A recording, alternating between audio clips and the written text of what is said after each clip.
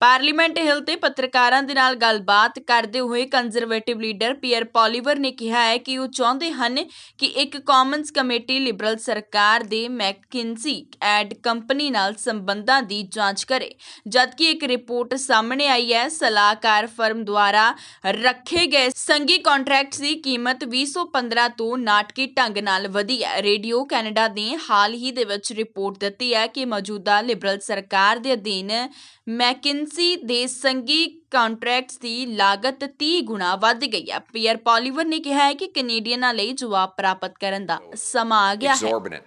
Well, the answer is the cost of government is driving up the cost of living. $500 billion of inflationary deficits has bid up the cost of the goods we buy and the interest we pay. Now, the Liberals will tell you it was all necessary, but we know that 40% of new spending in the last 2 years was not linked to COVID, according to the Parliamentary Budget Officer. We also know, according to the Auditor General, that about $30 billion of the COVID spending was questionable and $4 billion at least was wasted.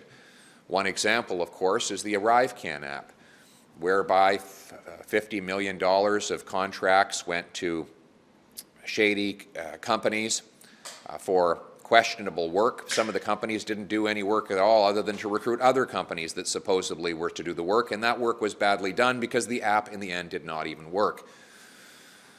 Now, on top of that, we learned that the Liberal government has given 30 times more money in contracts to the Liberal-linked firm McKinsey than did the prior Conservative government. Recent reporting has shown neither the company nor the government is willing to explain what the money was for. $66 million in core government contracts and tens of millions of dollars of other contracts from Crown corporations. One unnamed immigration public servant said that he or she did not even know what they got for the money. $25 million went to that department.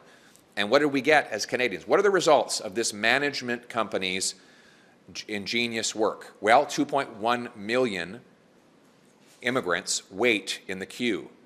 Over 1 million are waiting beyond the acceptable legal timeframes.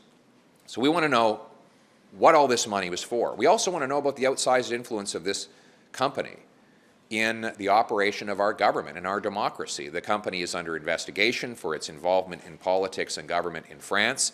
They've had to pay financial penalties for their role in facilitating the sale of opioids into the United States of America that helped deliver a massive drug overdose crisis that is now spread into Canada.